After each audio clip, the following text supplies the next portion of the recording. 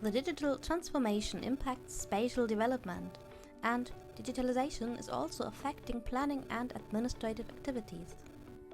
The ARL Congress 2022 in Bielefeld in Germany addressed the challenges and opportunities of digitization for spatial development. Voices of the participants from different disciplines of planning practice and science were captured in this video.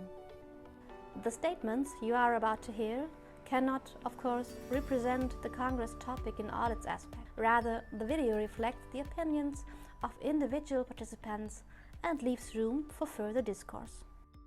We have observed that in our research work and research projects, we have to provide opportunities to adapt the tools to the specific locations. Ideally, students already, but also practitioners co-evolve and co-develop these tools from a very early prototypical state, so that they grow familiar step by step, and in the end of the day one is versatile in using the tools, one is versatile in also explaining what kind of demands, what kind of requirements, what kind of wishes the practitioners actually raise in view of the tool provision. Digital tools provide support for planning procedures, and this is really a chance to accelerate the planning procedures and to cope with this complex information.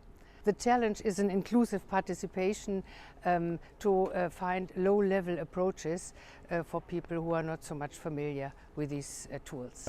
Digitalization always comes along with potentials and risks, and all the digitalization waves from recent decades show that it's always easier for metropolitan areas to profit from digitalization, and that it's much harder for rural territories to profit here.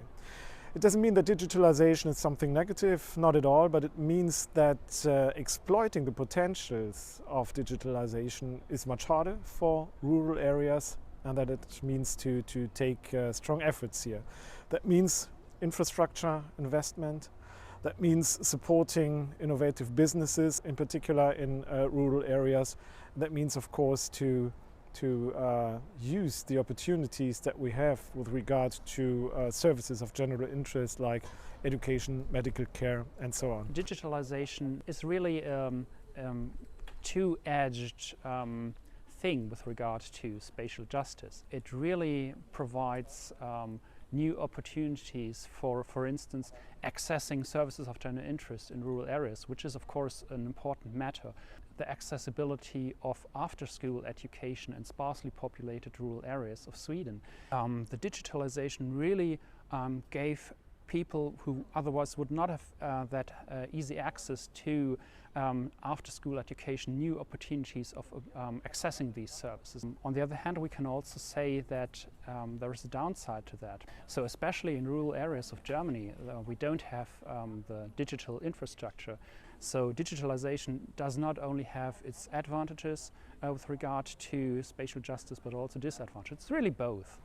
In my opinion, the role of planning institution is to recognize the opportunities, accept the challenges, and also create the guidelines for digitalization processes. I believe that digitalization holds great potential for planning processes and also for impact assessment. And one challenge that I see and that I've seen also in our interviews that we conducted is that amongst impact assessment practitioners, thinking about more advanced digital approaches, also including artificial intelligence, is still quite reluctant. And so I think entering that discussion would be very beneficial to really reflect what could support our planning and impact assessment processes and where these could actually make a difference. I think one of the main obstacles in the digitalization of municipalities is the clash of communication.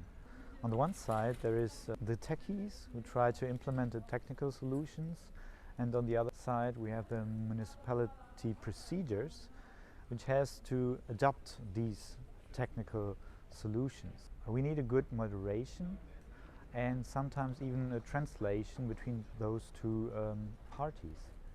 I'm always a bit skeptical that we don't lose the profits that it has for the society, not just for the capitalist society, for the people itself, and that we should always focus and reflect how the techniques can help us to improve the way we live together. The voices recorded here advocated more cooperation and innovation. Digitization that focuses on people and specific, regionally adapted solutions. However, with a view to the future, the quality of life, social participation, and economic development options will depend to a decisive extent on how further digitization, also on a broad scale, will succeed.